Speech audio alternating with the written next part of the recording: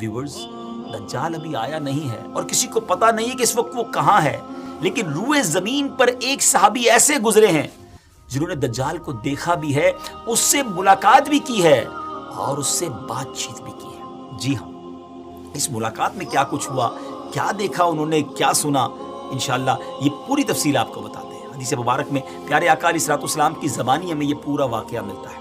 ایک مرتبہ پیارے آقا علیہ الصلوۃ والسلام نے اچانک سڈنلی اپنے صحابہ کرام کو جمع فرمایا اور خطبہ دینے کے لیے ممبر پر تشریف فرما ہو گئے۔ یہ وہ ٹائم تھا جس ٹائم پہ نارملی نبی پاک ایڈریس نہیں کیا کرتے تھے، خطبہ نہیں فرمایا کرتے تھے۔ صحابہ بھی حیران تھے کہ آج ایسا کیا ہو گیا ہے کہ پیارے آقا علیہ الصلوۃ والسلام اس وقت خطبہ ارشاد فرما رہے ہیں۔ تو نبی کریم علیہ الصلوۃ والسلام نے فرمایا کہ آج میرے پاس تمیم داری آئے اور انہوں نے ایک ایسی خبر سنائی ہے جس کی خوشی میں مجھے قیلولہ، یعنی پیارے آقا علیہ الصلوۃ والسلام دوپہر کو کچھ آرام فرمایا کرتے تھے، فرمایا وہ بھی میں نہیں کر سکا ہوں، اور میں نے چاہا کہ اس خبر میں تمہیں بھی شامل کر لوں۔ بات یہ ہے کہ تمیم داری نے مجھے بتایا کہ وہ 30 افراد تھے اور ایک شپ میں، ایک کشتی میں سفر کر رہے تھے کہ طوفان آ گیا اور وہ بھٹک گئے۔ تقریباً مہینہ بھر وہ سمندر میں گھومتے رہے اور ایک دن سورج غروب ہونے کے وقت ایک نامعلوم جزیرے پر، ایک نامعلوم آئلینڈ پر پہنچے۔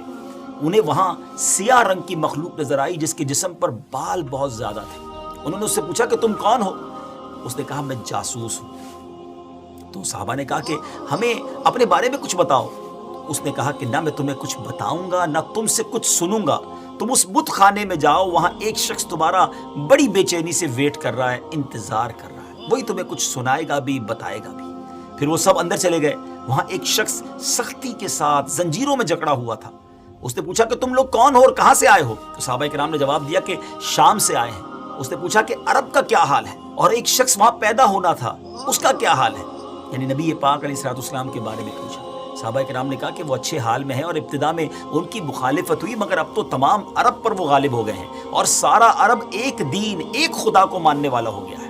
اس نے کہا اچھا زغر کے چشمے کا کیا حال ہے؟ انہوں نے جواب دیا کہ وہ بھی اچھی حالت میں ہے، لوگ اس سے پانی پیتے ہیں، اس سے کھیتی باڑی بھی کرتے ہیں۔ پھر اس نے پوچھا کہ عمان اور بیسان کی کھجوروں کا کیا حال ہے؟ انہوں نے کہا کہ اس میں ہر سال پھل آتے ہیں۔